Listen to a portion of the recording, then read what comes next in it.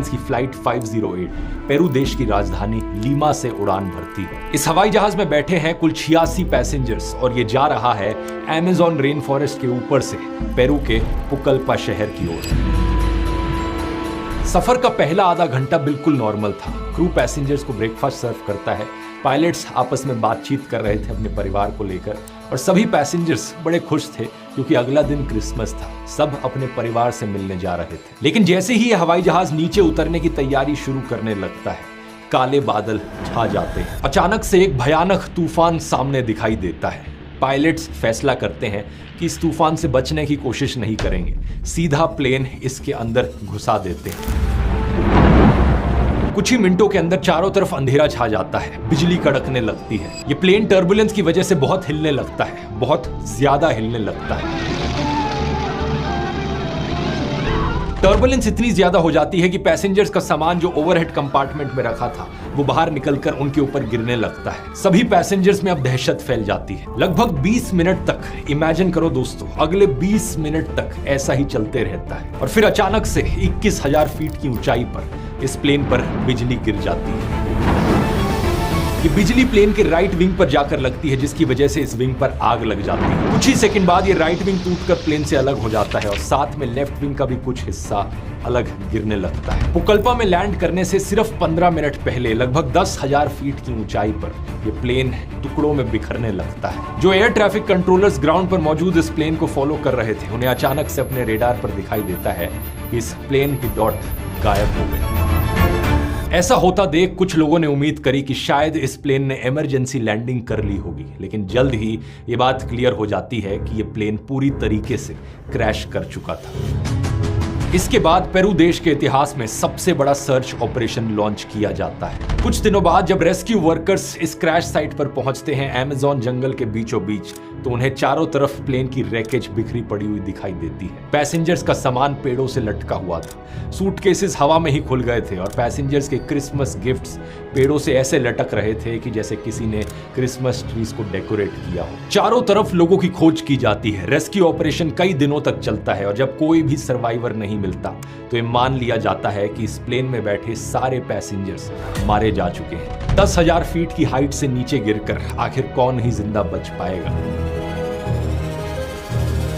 लेकिन यह बात सच नहीं थी। पूरी दुनिया इससे अभी भी अनजान थी, लेकिन एक पैसेंजर अभी भी जिंदा बची थी। किसी भी इंसानी बस्ती से मीलों दूर अमेज़न के घने जंगल के बीचों बीच एक 17 साल की लड़की अभी भी जिंदा थी, जूलियाने कोपेक। ये एक बहुत कमाल का चमत्कार था, लेकिन अब दिक्कत ये थी कि ये अकेली जख्मी हालत में अमेज़न जंगल की जमीन पर गिरी पड़ी थी।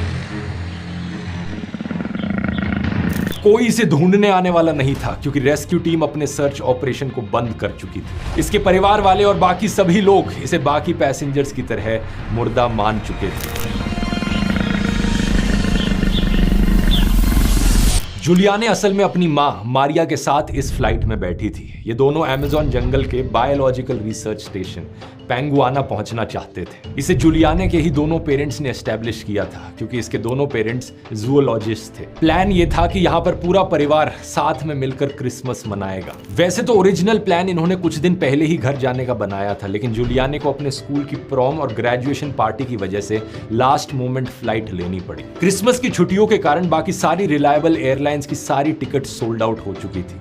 इनके पास अब सिर्फ एक ही ऑप्शन बचा था, लांसा एयरलाइंस। जूलियाने के पिता ने पहले कई बार कहा था कि इस एयरलाइन से ट्रैवल मत करना, ये बहुत ही घटिया एयरलाइन है। लेकिन अब इन्हें घर जल्दी पहुंचना था और इनके पास और कोई ऑप्शन था ही नहीं, तो इनकी मां ने इस एयरलाइंस की ही टिकट्स बुक कर ली। असल में बात क्या है दोस्तों कि उस जमाने में इस एयरलाइंस की रेपुटेशन बहुत ज्यादा खराब थी। लोग मजाक में कहते थे स्पेनिश में लांसा से लांजा दे पांजा।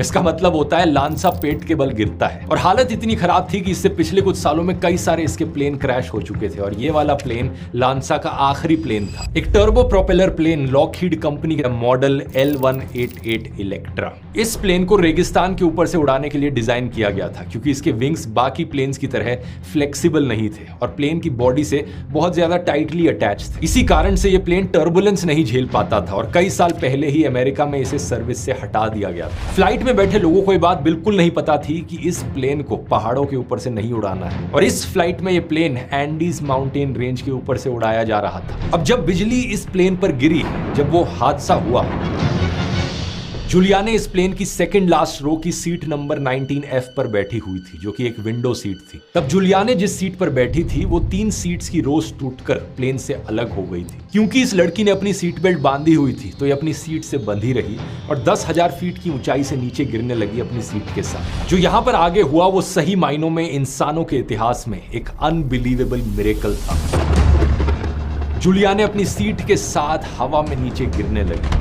प्लेन के शोर और चीख पुकार के मुकाबले अब सिर्फ हवा की तेज आवाज सुनाई दे रही थी। हवा के प्रेशर से ये सीट बेल्ट उसके पेट में इतनी जोर से धंस रही थी कि सांस लेना मुश्किल हो रहा था। नीचे अमेज़न का घना जंगल था। पेड़ इतने घने थे कि जमीन नजर नहीं आ रही थी और ऐसा लग रहा था जैसे ब्रोकली का खेत हो। गिरते गिरते ही जूलिया ने हवा में ही बेहोश हो जाती है और जब उसे होश आता है तो उसे दिखता है कि वो नीचे जंगल की जमीन पर पड़ी हुई थी। तारीख थी 25 दिसंबर, क्रिसमस की सुबह। पूरी रात बारिश हुई थी जिसके कारण उसके कपड़े कीचड़ में सन गए थे और जूलिया ने पूरी रात बेहोश रही थी। होश में आने के बाद ये कई बार कोशिश करती है खड़े होने की, लेकिन जैसे ही कोशिश करती है तुरंत उसके एकदम बाद फिर से बेहोश हो जाती है। कई बार ये अटेम्प्ट्स करने के बाद वो किसी तरीके से होश बनाए रखती है और आखिरकार खड़ी हो जाती है। खड़े होने के बाद उसको एहसास होता है कि उसकी एक कॉलर बोन टूट गई है, घुटने में भारी मोच आई है और राइट शोल्डर और लेफ्ट काफ में कुछ जख्म आए हैं। इसके अलावा एक आंख सूजकर पूरी तरीके से बंद हो चुकी है और दूसरी से भी हल्का सा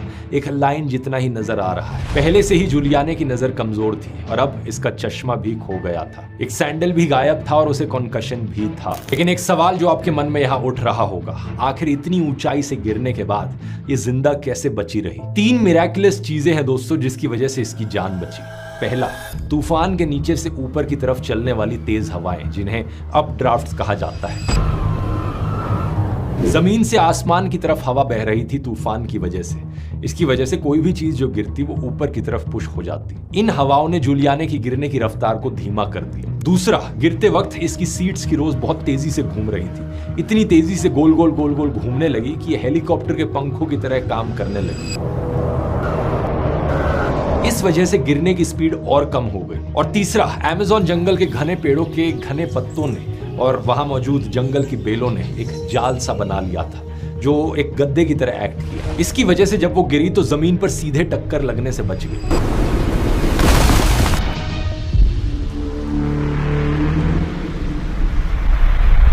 इसके अलावा लक ने भी एक बहुत इंपॉर्टेंट रोल प्ले किया, क्योंकि एग्जैक्टली वो किस दिशा में गिर रही हैं, किस पेड़ के ऊपर गिर रही हैं और उनकी बॉडी किस तरफ पॉइंट कर रही थी गिरते वक्त, ये सारी चीजें भी मैटर करती हैं। इन सभी कारणों के बाद फिर भी जिंदा बच जाना कितना रेयर है, आप इस बात का अंदाजा इससे लगा सकते हैं कि प्लेन में बैठा कोई भी और पैसेंजर जिंदा नहीं बचा। लेकिन जूलियाने के लिए असली खतरा तो अभी बस शुरू हुआ था। अमेज़न के घने जंगल के बीचों बीच ये एकदम अकेली थी। इसने अपने हाथ पैरों से इधर उधर घूमकर अपनी मां को आवाज देने की कोशिश की, लेकिन कोई जवाब नहीं आया। जंगल में आवाज थी तो सिर्फ मेंढकों की, कीड़े मकोड़ों की और चिड़ियों की। लेकिन अच्छी खबर यह थी कि जूलियाने के लिए यह अमेज़न का जंगल नया नहीं था, क्योंकि ये कोई आम शहरी लड़की नहीं थी। इसने अपने जिंदगी के 3 साल अपने जूलॉजिस्ट पेरेंट्स के साथ पेंगुआना रिसर्च स्टेशन में बिताए थे। इसे पता था कि जंगल में जहरीले जानवर कौन से हैं, कौन से पौधे खतरनाक हैं और मुश्किल में क्या करना चाहिए। ये जानती थी कि ऐसी सिचुएशन में इतनी जख्मी हालत में भी डरना नहीं है, बल्कि सोचना है। कुछ घंटों के रेस्ट के बाद जूलियाने की हालत ऐसी हो जाती है कि वो ठीक ठाक तरीके से चल पाती है। पहला काम वो करती है अपनी माँ और बाकी पैसेंजर्स को सर्च करने का, चिल्लाकर आवाज देती है, mom! Where are you, Mom? लेकिन कोई जवाब नहीं मिलता। समय समय पर उसे आसमान में उड़ते हुए रेस्क्यू हेलीकॉप्टर्स की भी आवाज सुनाई देती, लेकिन जंगल इतना घना था कि रेस्क्यू हेलीकॉप्टर्स के लिए उसे ढूंढ पाना इम्पॉसिबल था। उसे एहसास होता है कि वो यहाँ पर अकेली है। अब जो कुछ करना है अकेले ही करना पड़ेगा। जिंदा रहने के लिए 2 सबसे इमीडिएट नीड्स हैं, पानी और खाना। यहाँ पर वो अपने प्रेजेंस ऑफ माइंड का इस्तेमाल करती है। जो पत्तों पर जमी वाटर ड्रॉप्स थी उन्हें वो चाट कर अपनी प्यास बुझाती है। इसके बाद वो अपने आसपास खाना ढूंढना शुरू करती है। यहाँ पर बहुत से लोगों को एक मिसकंसेप्शन है कि ऐसे घने रेन फॉरेस्ट में तो बहुत सारी खाने लायक चीजें उगती होंगी, लेकिन ये बात एक्चुअली में सच नहीं है दोस्तों, क्योंकि अमेज़न का जंगल इतना घना है कि यहाँ सनलाइट नीचे तक पहुंच नहीं पाती, तो यहाँ की जमीन पर ज्यादा चीजें उगती नहीं है। सिर्फ 20 मीटर की ऊंचाई पर पाम फ्रूट्स उगते हैं, लेकिन वहां तक पहुंचने के लिए ऊपर पेड़ों पर चढ़ना पड़ेगा, जो बहुत रिस्की हो सकता है। सबसे पहले जूलियाने को मशरूम्स दिखाई देते हैं, लेकिन उसे शक हुआ कि ये जहरीले हो सकते हैं, तो उसने उन्हें छुआ तक नहीं। उसके बाद उसे इटालियन फ्रूट केक्स का एक बक्सा मिलता है जो प्लेन से ही गिरा था, लेकिन रात भर बारिश की वजह से अब खाने लायक बचा नहीं था। फिर थोड़ी दूर चलने के बाद प्लेन से ही गिरा हुआ एक कैंडीज का पैकेट मिलता है। इसमें सिर्फ 30 कैंडीज थी। वो सोचती है कि पता नहीं कितने दिन तक मुझे सिर्फ इन कैंडीज पर ही गुजारा चलाना पड़े, तो हर दिन वो सिर्फ कुछ गिनी चुनी कैंडीज ही खाने का डिसाइड करती है। इसके हाथ में एक घड़ी भी थी जो उसकी दादी ने गिफ्ट दी थी। अब अगला फैसला बहुत मुश्किल था। जूलियाने को पता था कि अगर उसे सरवाइव करना है तो उसे चलते रहना होगा जब तक उसे कोई इंसानी बस्ती नहीं दिखाई दे जाती, लेकिन उसे समझ नहीं आ रहा था कि किस दिशा में चला जाए। वो कुछ घंटे तक क्रैश साइट के आसपास ही भटकती रहती है। फिर उसे अचानक से एक आवाज सुनाई देती है, पानी टपकने की।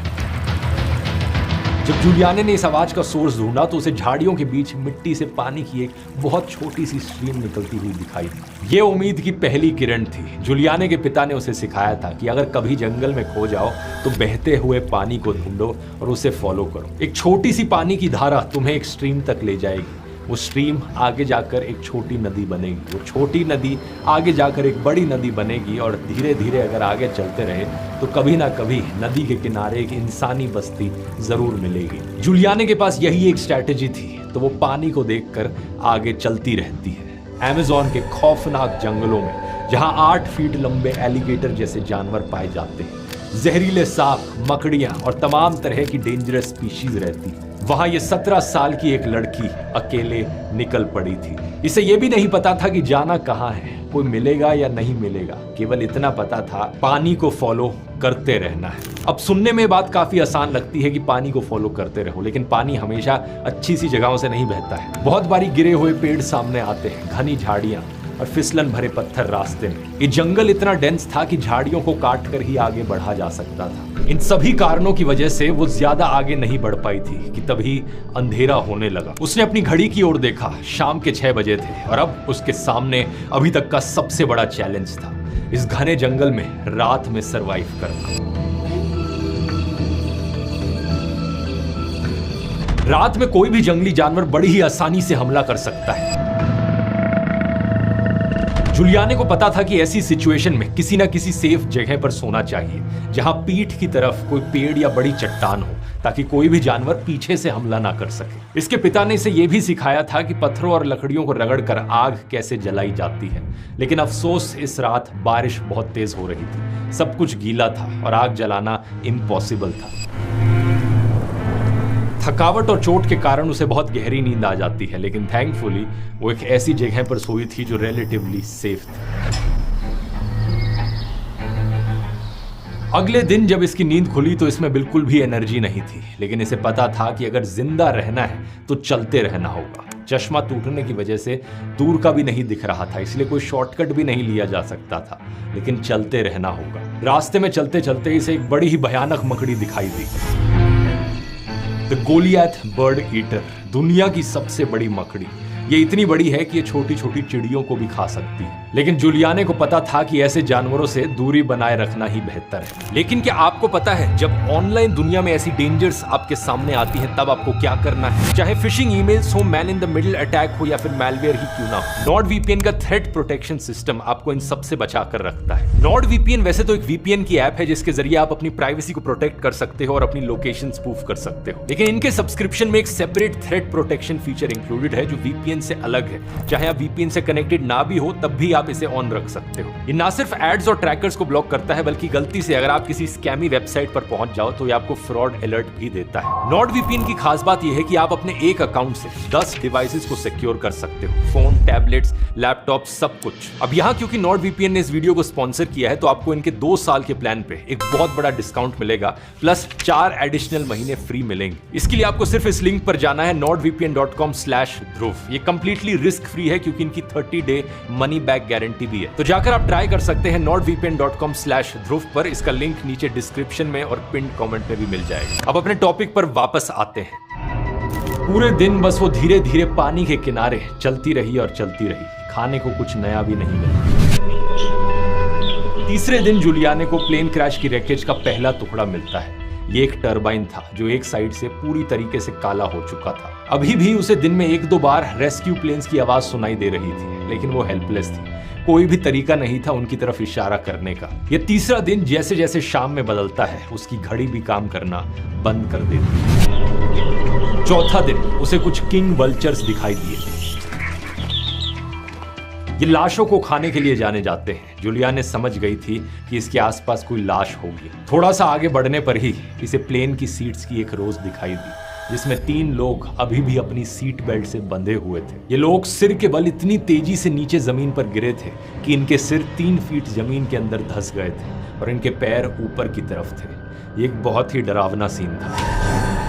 कुछ पल के लिए जूलियाने ये देखकर पैरालाइज्ड हो गई। इन 3 में से एक महिला भी थी। जूलियाने को डर लगने लगा कि कहीं ये उसकी मां तो नहीं थी। धीरे धीरे उसने आगे कदम बढ़ाए और एक डंडा उठाकर लाश के पैरों को देखने की कोशिश करी। जैसे ही वो थोड़ी करीब आई तो उसे दिखाई दिया कि नाखूनों पर नेल पॉलिश लगी थी। ये देखकर उसे थोड़ा सा रिलीफ महसूस हुआ, क्योंकि उसकी माँ नेल पॉलिश नहीं लगाती थी। जूलियाने ने आसपास देखा कि कहीं और कोई बॉडी या कोई इंजर्ड पैसेंजर तो नहीं, लेकिन मेटल के टुकड़ों के अलावा वहां कुछ भी और नहीं था। उसने फिर से आगे बढ़ना शुरू कर दिया। पानी के किनारे किनारे आगे बढ़ती रही।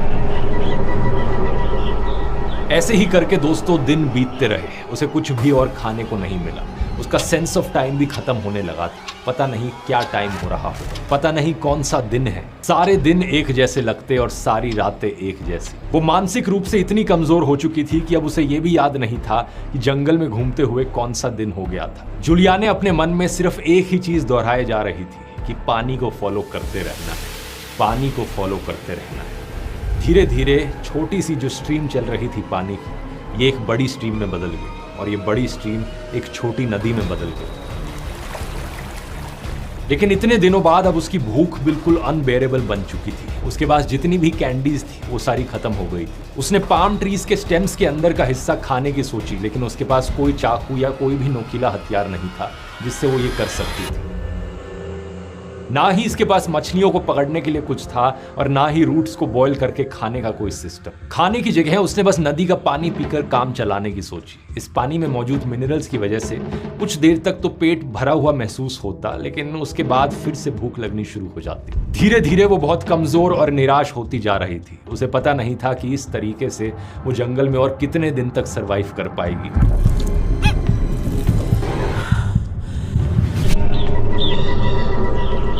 छठे दिन जूलियाने को एक चिड़िया की आवाज सुनाई देती है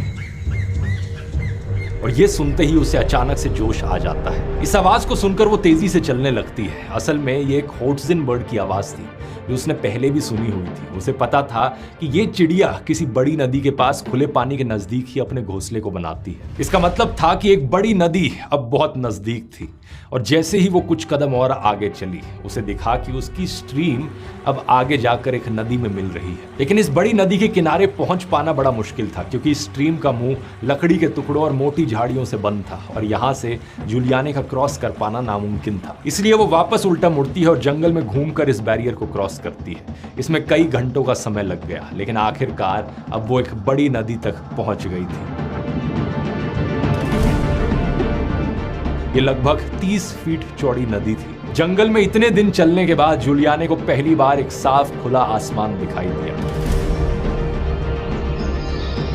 लेकिन यहां दूर दूर तक कोई इंसान अभी भी नहीं था। बहुत देर से उसे रेस्क्यू प्लेन्स की आवाज सुनाई दे रही थी, लेकिन वो आवाज बहुत दूर से आ रही थी। लेकिन कुछ आधे एक घंटे में एक प्लेन बड़ी ही नजदीक आ जाता है। सीधा प्लेन उसके ऊपर से गुजरने लगता है।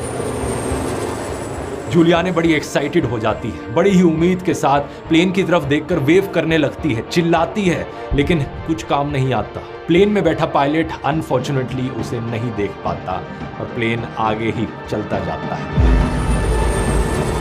जूलियाने दोबारा से उम्मीद लगाकर यहीं बैठकर इंतजार करती है कि कोई और प्लेन घूमकर वापस आएगा, फिर से वो उसकी तरफ देखकर चिल्लाएगी, लेकिन कोई और प्लेन नहीं आता और जो दूर रेस्क्यू प्लेन्स की आवाज सुनाई दे रही थी अब वो भी आनी बंद हो जाती है। कुछ घंटे बीतने के बाद उसे दोबारा ये आवाज फिर कभी सुनाई नहीं देती। जूलियाने समझ गई थी कि इसका मतलब है कि अब ये रेस्क्यू सर्च ऑपरेशन बंद किया जा चुका है। एक बार फिर से जूलियाने की हिम्मत टूटने लगती है। अभी तक उसका टारगेट रहा था कि किसी तरीके से नदी तक पहुंचना है, लेकिन नदी पर पहुंचने के बाद अब उसे एहसास होता है अपने अकेलेपन का। हजारों किलोमीटर दूर तक ये जंगल अनइनहैबिटेड है, कोई और इंसान उसे बचाने आने वाला नहीं है। उसे लगने लगा कि उसके जिंदा रहने के चांसेस यहाँ पर जीरो हैं। वो गिव अप करने ही वाली थी कि तभी उसे अपने पापा के द्वारा बताई गई एक बात याद आती है, जहां नदी है वहां लोग भी होंगे। जूलियाने इस बात को याद करके खुद को मोटिवेट करती है कि कभी ना कभी तो वो लोगों के पास पहुंच ही जाएगी अगर नदी के किनारे चलती रही तो इसे एक आखिरी उम्मीद के साथ वो आगे चलती रहती है।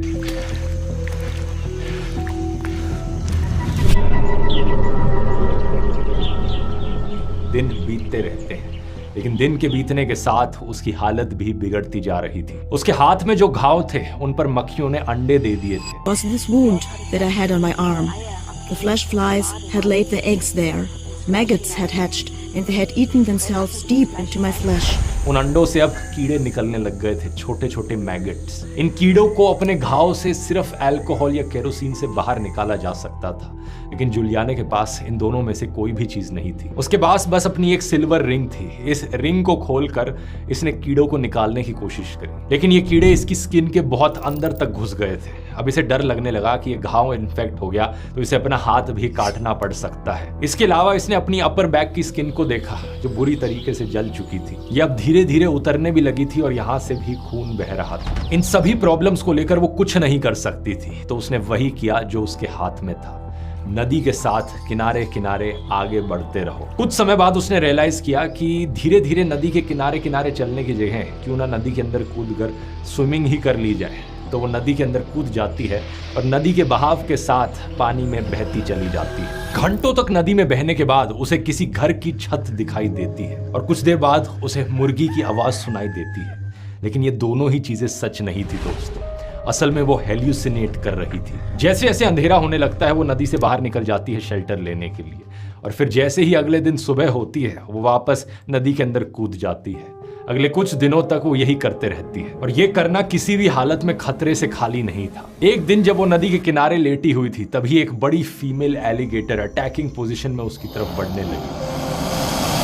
यहाँ एक बार फिर जंगल को लेकर जूलियाने की नॉलेज काम आई। उसे पता था कि इस टाइप के एलिगेटर्स पानी में अटैक नहीं करते, तो वो सीधा पानी में चली गई और फ्लो के साथ दोबारा बहने लगी। कई दिन तक ये चीज बार बार करने के बाद वो ठंडे पानी की वजह से और कमजोर हो चुकी थी। खाना अभी भी एक बड़ी प्रॉब्लम थी। उसने मेंढकों को पकड़कर खाने की कोशिश की, लेकिन अब तक वो इतनी कमजोर हो चुकी थी कि उसे मेंढक भी नहीं पकड़ा गया। नदी के किनारे चलते चलते उसे बाद में हिरण जैसे कई तरह के जानवर भी मिले और ये बिल्कुल भी एक अच्छा साइन नहीं था।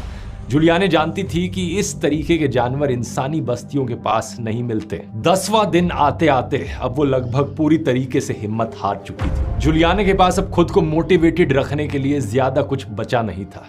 अब उसे सही में लग रहा था कि शायद अब जिंदा नहीं बचेगी वो। एक और पूरा दिन यूं ही बीत जाता है नदी के अंदर तैरते हुए। सूरज नीचे चले जाता है, अंधेरा होने लगता है। वो नदी से बाहर निकलकर किनारे रेत पर आराम करने लगती है कि तभी उसे कुछ दिखाई देता है। एक बड़ी सी बोट सामने खड़ी है। कहीं ये फिर से कोई हेल्यूसिनेशन तो नहीं था?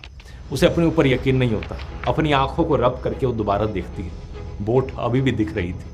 3 बार अपनी आंखों को रब करके देखती है। बोट हर बार वहीं दिख रही थी उसे। थोड़ा सा और तैर के वो बोट के और नजदीक आती है, उसे टच करती है, तब जाकर उसे यकीन होता है कि हाँ, ये तो सच में एक बोट है। बोट के बगल में उसे एक छोटा सा रास्ता ऊपर जाता हुआ दिखाई देता है। जूलियाने अपनी शरीर की बची कुची सारी ताकत लगाकर उस रास्ते पर चढ़ना शुरू करती है। ऊपर एक झोपड़ी बनी हुई थी। जैसे ही वो उस झोपड़ी पर पहुंचती है और अंदर झांक कर देखती है, कोई दिखाई नहीं देता। एक्चुअली में वहां कोई भी इंसान मौजूद नहीं था, लेकिन झोपड़ी के अंदर पेट्रोल जरूर रखा हुआ था। जूलियाने एक छोटी नली से पेट्रोल निकालती है और सीधा अपने हाथ के घाव पर बहा देती है ताकि अपने हाथ पर जो मैगेट्स थे उन्हें बाहर निकाला जा सके। ऐसा करने से उसे एकदम से बहुत तेज दर्द होता है, क्योंकि पेट्रोल से बचने के लिए वो कीड़े जो थे वो बॉडी के और अंदर घुसने की कोशिश करते हैं। धीरे धीरे करके वो कीड़े बाहर आने लगते हैं और वो एक एक करके जब निकालती है, गिनने लगती है, तो उसे पता चलता है कि यहाँ पर 30 कीड़े 30 मैगेट्स जमे हुए थे। जूलियाने फैसला लेती है कि वो इसी झोपड़ी के अंदर बैठकर किसी इंसान के आने का इंतजार करेगी।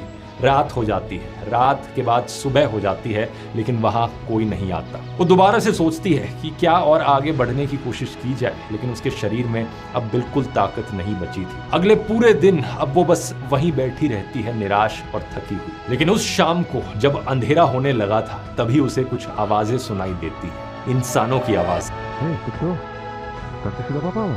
जूलियाने को लगा कि वो कहीं फिर से तो हेल्यूसिनेट नहीं कर रही है, लेकिन तभी उसने 3 लोगों को जंगल से बाहर आते देखा। इन लोगों ने जैसे ही जूलियाने को देखा, वो एकदम से डरकर पीछे हट गए। फटे हुए कपड़ों में एक वाइट लड़की, जिसकी आंखें सूजी हुई थी और शरीर पर इतने सारे घाव थे। उन्हें लगा कि ये कहीं कोई शैतान तो नहीं। अमेज़न के जंगल में दोस्तों लोगों की कई माइथोलॉजिकल कहानियां हैं, जैसे हर कल्चर में होती हैं। उनका मानना है याकू मामा पर एक बहुत ही बड़ा एनाकोंडा, जिसे मदर ऑफ वाटर कहा जाता है, एक जल देवी की तरह। Es hasta un barco le puede hacer hundir. Existe, son reales. इन लोगों ने उसकी कई कहानियां सुनी थी और यहाँ पर इस लड़की को इस हालत में देखकर उन्हें सही में लगा कि यह याकू मामा थी। जूलियाने उन्हें देखते ही अपनी सारी हिम्मत जुटाकर बोलने की कोशिश करती है।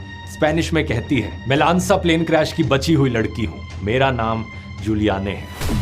ये सुनकर उन लोगों को यकीन नहीं हुआ। उन्होंने इसे बताया कि उस प्लेन क्रैश में तो हर कोई मारा जा चुका है, उन्होंने खबरों में सुना है। अगर सही में तुम उस प्लेन क्रैश की सर्वाइवर हो तो इसका मतलब है कि तुम इकलौती सर्वाइवर हो जो जिंदा बची हो। ये बात सुनकर जूलियाने का दिल दहल जाता है। उसे एहसास होता है कि इसका मतलब उसकी माँ भी जिंदा नहीं बची। इस पूरी जर्नी के दौरान उसे उम्मीद थी कि उसकी माँ भी जिंदा होगी और इस बात से उसे मोटिवेशन भी मिलती थी। लेकिन अब इस बात को फाइनली हजम करना बहुत मुश्किल था जूलियाने के लिए कि उसकी माँ अब नहीं रही थी। ये एक और बहुत बड़ा मिरेकल था कि इस शाम को जूलियाने को ये 3 लोग दिखाई दिए। ये लोग एक्चुअली में कहीं और जा रहे थे और सिर्फ भारी बारिश के कारण इन्होंने इस झोपड़ी में रुकने का फैसला किया था। ये जूलियाने को पहनने के लिए एक शर्ट पैंट और खाने के लिए फरीना, एक तरीके का भुना हुआ आटा देते हैं। साथ ही में ये उसके घाव को साफ करते हैं और उनसे कीड़ों को भी निकालते हैं। इस बीच 2 और लोग वहां पहुंच गए थे। ये सभी लोग अगले दिन जूलियाने को लेकर एक गाँव जाते हैं। गाँव के लोग भी जब पहली बार जूलियाने को देखते हैं तो वो एकदम से डर जाते हैं, क्योंकि उसकी आंखों की सभी ब्लड वेसल्स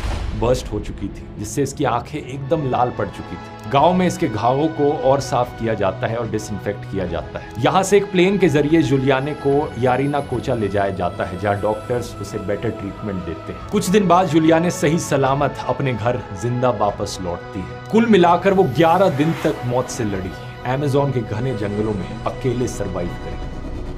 इस कमाल की कहानी ने पूरी दुनिया को हैरान करके रख दिया। इतनी इनक्रेडिबली चमत्कार कहानी कि एक 17 साल की लड़की जो 10,000 फीट की ऊंचाई से गिरी अमेज़न के जंगल के बीचों बीच और 11 दिन तक खतरनाक जंगल में जिंदा रही, अकेले सरवाइव किया। जूलियाने अमेज़न के जंगल से बाहर तो आ गई, लेकिन जंगल कभी उससे बाहर नहीं निकला। बाद में जाकर वो कॉलेज में पढ़ाई करती है बायोलॉजी पर यूनिवर्सिटी ऑफ कील से और एक मशहूर जूलॉजिस्ट बन जाती है। ठीक अपनी माँ की तरह अपनी पूरी जिंदगी अमेज़न के जंगलों को और वहां के जानवरों को कंजर्व करने में लगा देती है। साल 2000 में अपने पिता के गुजर जाने के बाद ये पेंगुआना रिसर्च स्टेशन की डायरेक्टर बन जाती हैं और उसकी देखभाल करने लगती हैं, वही रिसर्च स्टेशन जो इसके पेरेंट्स ने शुरू किया था। आज 2025 में जूलियाने कोपेक एक मशहूर जूलॉजिस्ट है, 71 साल की हैं और अभी भी जिंदा है। साल 2010 में इन्होंने एक इंटरव्यू में बताया था कि इस घटना को लेकर अगले कई सालों तक इन्हें रात में नाइटमेयर्स आते रहे, डरावने सपने। इन्हें बार बार वो लोग दिखाई देते जो उस दिन प्लेन में बैठे थे।